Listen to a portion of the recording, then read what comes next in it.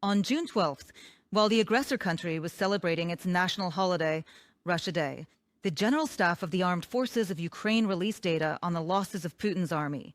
Over 1 million killed and wounded. That's more than the total number of the entire regular Russian army before the start of the full-scale invasion of Ukraine. But it seems that human lives have no value for the Kremlin.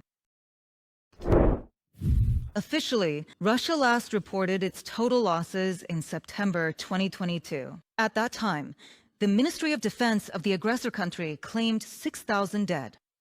Everyone understood that this number was greatly understated.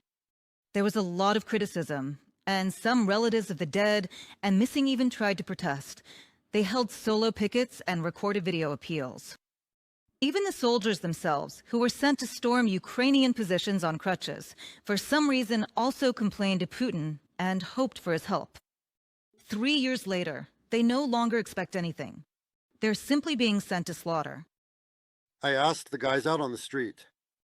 Here we are, standing with crutches, with canes, me included. You can't really see our faces well, so... We're going to fight the enemy. Yeah, we're going. Category D sends everyone without legs, without arms, on crutches. The blind, the disabled. That's it. It's extermination. Yeah, they've basically organized a genocide against us. That's it. In the end, it got to the point where talking about losses was completely banned in the Kremlin, and service members and their families were threatened with criminal charges. You'd think that a figure like 1 million would be shocking and sobering for Russians. But most people are still afraid and remain silent. Russia's losses in the war against Ukraine have long since surpassed the losses in both Chechen wars and the total losses of the Soviet Union in Afghanistan. 1 million lives lost for nothing. Russia hasn't achieved a single strategic goal of its full-scale invasion, and it never will. Ukraine didn't start this war and wants it to end more than anyone else. We are striving for peace. Only Russia is blocking peace efforts, rejecting a ceasefire and a meeting of leaders, and doing everything it can to drag out the war. Pressure on the aggressor must be increased. Andriy Sybiha, Minister of Foreign Affairs of Ukraine, on social network X. During the full-scale war against Ukraine, Russia has lost thousands of elite servicemen.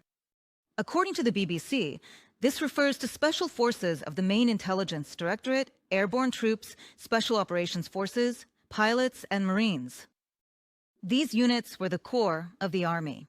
Years and millions of dollars were spent on their training. The 155th Marine Brigade of the Pacific Fleet alone lost about 2,500 men.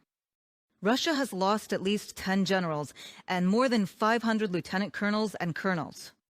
Ukraine has shown, it has shown the whole world, that it can completely neutralize the aggressive terrorist Russian state with nuclear weapons, which today threatens the entire world. To stop it and win this war.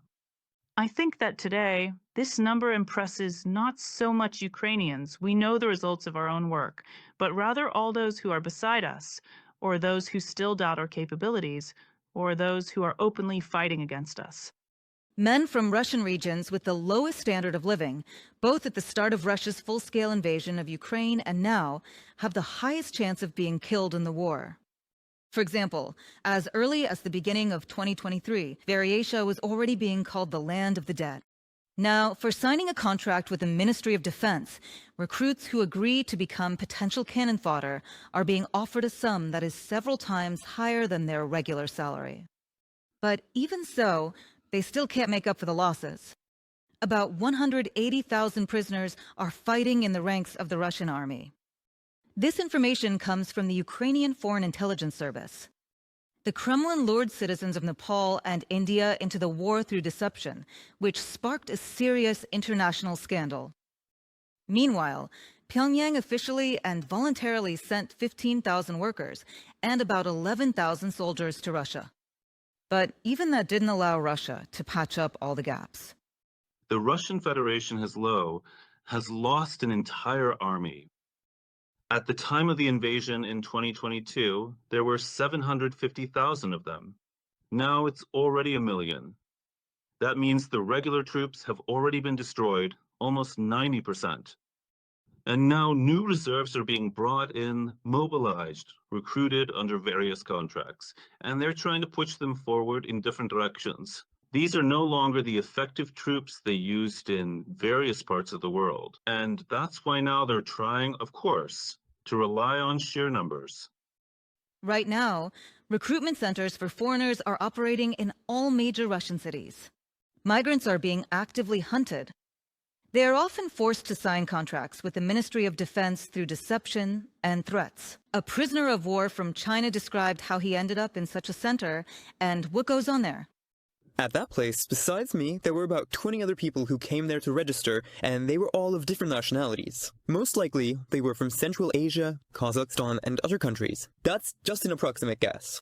In addition, there were Arabic-speaking people from Ghana, and probably from Iraq. At the latest meeting with security officials, Putin demanded an urgent increase in weapons production and announced plans to mobilize the economy.